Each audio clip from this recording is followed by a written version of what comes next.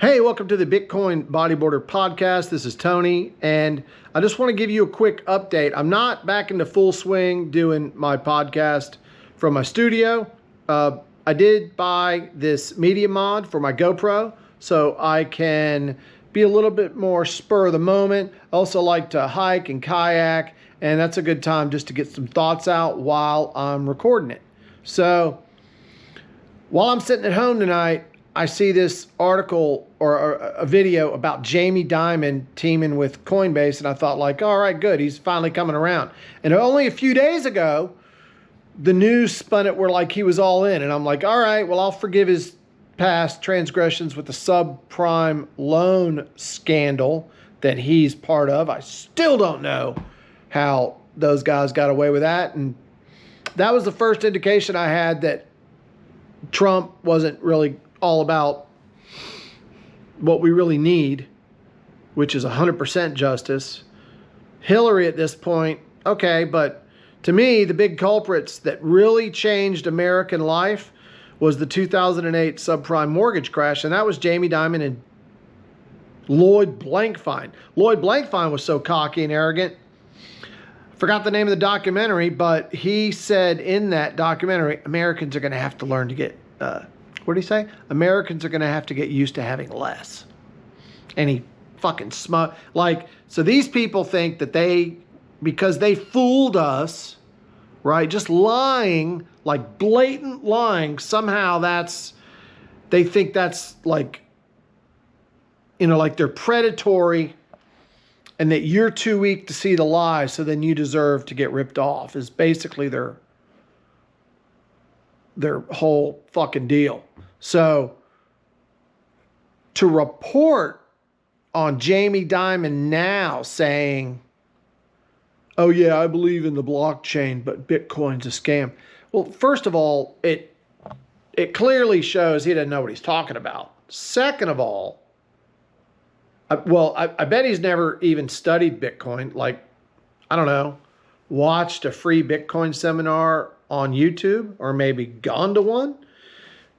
I did see two people at Bitcoin 23 with LED masks on, that change the different, it's like the oval thing. I do know this, that people reporting on what he has to say, if you're in the Bitcoin space, you're not doing anybody any good.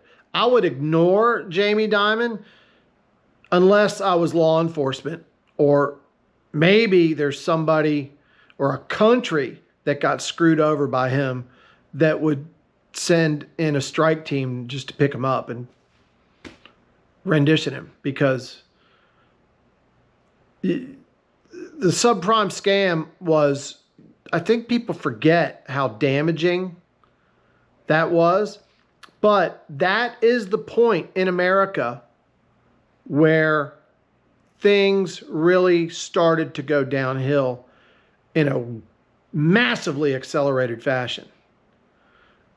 And, I was part of the subprime thing. It was easy money. we were doing 7 points in the front and 6 to 8 points in the back. I mean, whatever's the legal limit.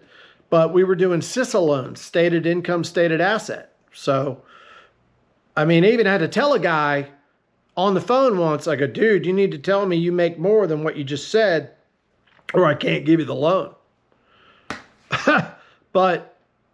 And I actually did help some people. I got a series of Christmas cards from a guy for a while, but before I moved from Atlanta. But there was a guy who was a construction worker, and because he was, contract to contract, he didn't really have the best credit. So I was able to help him out, and he's like one of these good Christian men that adopts children. So whatever you want to say about the subprime loan scandal, there was some good that happened. But just to report on I know when he made a deal with Coinbase, for Coinbase to want to make a deal with him, that makes me happy. I cut ties with them 3 years ago. But the fact that Jamie Dimon is just out there, blah, blah, blah, with his arrogant, stupid, smug face, and he doesn't know shit about Bitcoin. Shit! Is all he knows is how to issue fiat currency and drive up inflation and lie to people about the whole subprime thing. I'm still blown away that he's a free man. And he was in charge of Bank of America back then, and his buddy Lloyd Blankfein was in charge of Citibank. Well, I don't know who's in charge of BOA now, but when I heard that Jamie Dimon was in charge of Citibank, I was like, oh God, just the revolving door of Gerald Salente's white shoe boys, as he likes to call them. And as a country, as men, as human beings, women and men, we have to step up and tell Coinbase, I'm telling all the podcasters now, stop reporting on this guy. Stop asking what he thinks about Bitcoin. He doesn't know. Clearly, he doesn't know. Like I said, all he knows is how to scam. So, and then because if you know that history, now you know everything coming out of his mouth is a lie. Jamie Dimon is only going to say what puts him in the greatest possible situation. And right now he's in a crap situation. So he's just spatting out blah, blah, blah. And I still know people that pay heed to this fucker. So I don't know why. But, the truth is these are sociopaths. They engineered the subprime crash, harming a lot of people in the process. And we paid for it. Those are our tax dollars. And on top of that, he's all part of the central banking cartel that knows what they're doing, issuing fiat currency, driving up inflation. I mean, we didn't agree to 2% inflation a year when we were born. What the hell's that? So now, and I noticed it when I first started making good money. I was like, wow, this is not really where I thought I was going to be. This isn't, because everything's more expensive now. Yeah, I'm making a lot more, but I just paid $11 for a gallon of raw milk. So thank God I'm making something. But the fact that people still listen to him is telling me that you haven't studied Bitcoin enough. Okay. And the fact that Coinbase hooked up with him tells me that they're okay with corruption. All right. That's all there is to it. If you entertain Jamie Dimon, I guess it's too much for me to expect you not to report on him. Okay. I'll take that back.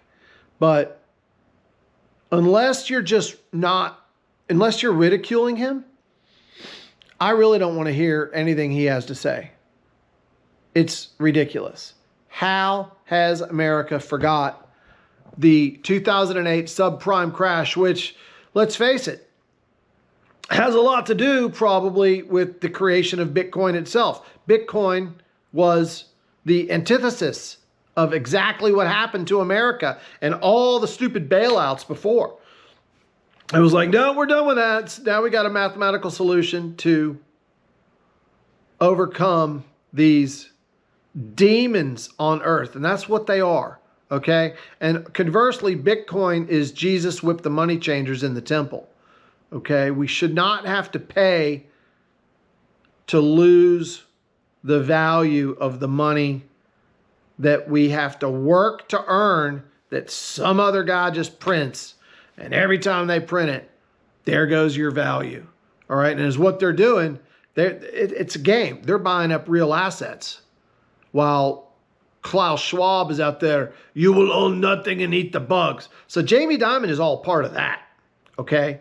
So don't think for a second any of us are fooled out there, Jamie boy, and your white shoe little club.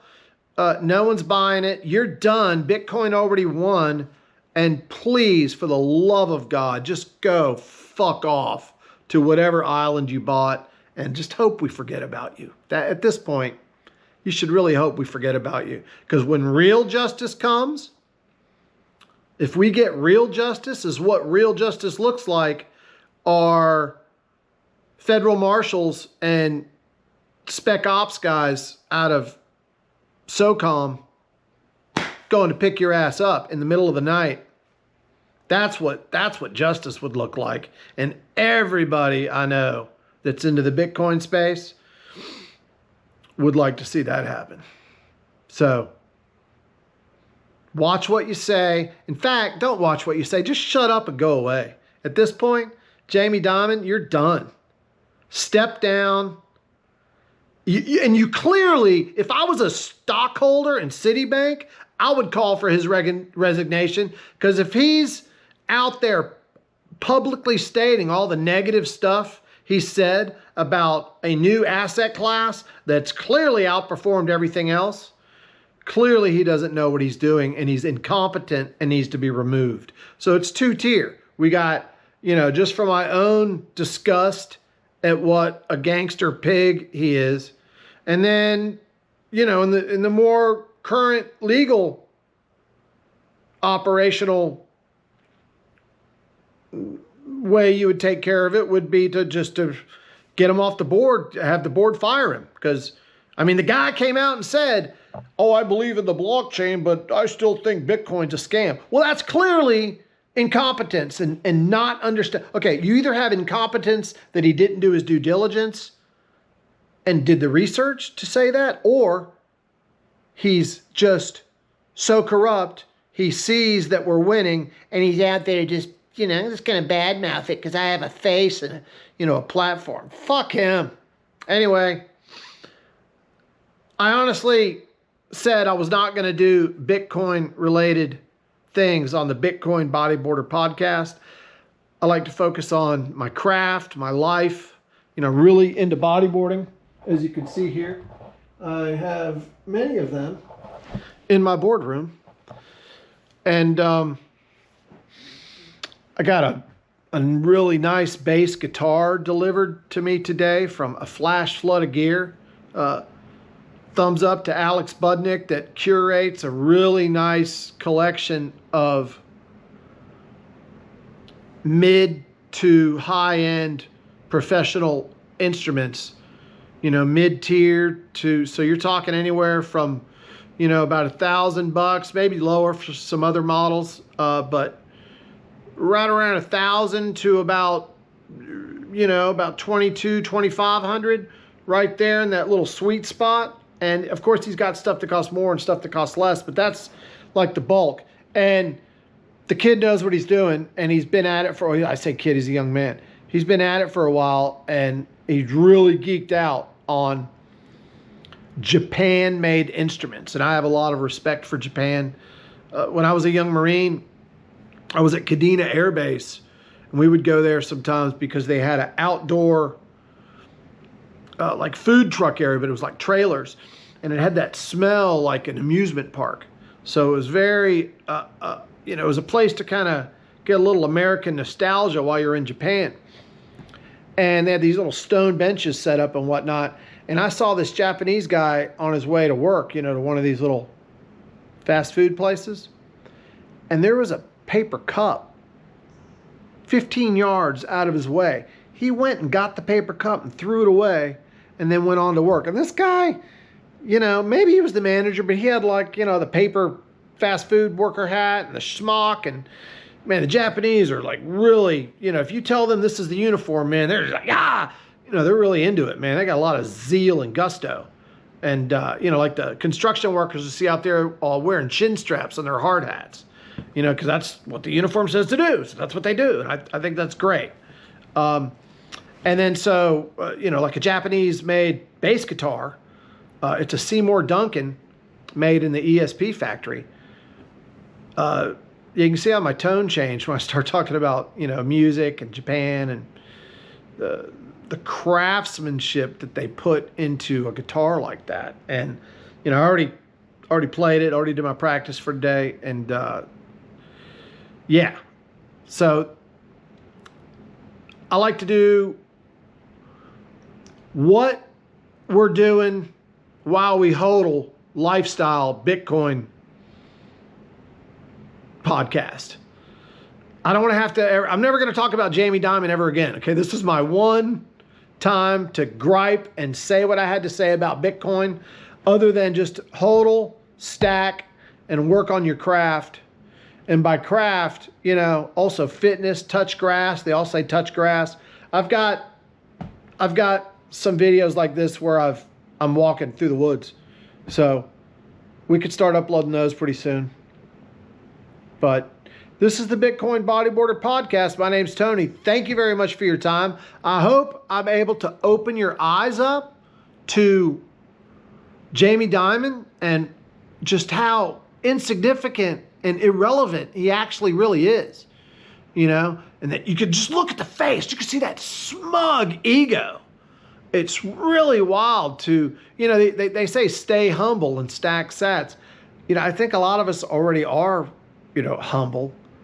And, you know, I mean, I'm kind of cocky. You know, you get me out in the water, I get really cocky on a bodyboard. But that's different. That's sportsmanship. And that's, you know, you gotta amp yourself up to get out in the ocean and surf waves on a bodyboard, you know, especially when they get big and, you know, all the dangers involved. Maybe you could get a concussion, get slammed on a sandbar, or, you know, bit by a shark. There's a lot of so yeah, you're really alive when you're doing that. And same with bass, you know, or I just started bass. I've been writing songs and playing guitar for a while, but just bass seems like a better avenue to get better fast and easier to get into a band. And that's what's fun. It's fun to be, it's fun to jam with other people. And I know I'm not the best guitarist of the people I know that play guitar. In fact, I know a guy that's, you should buy his album, Don Aaron Mixon. You could find his album, The Welcome Mat,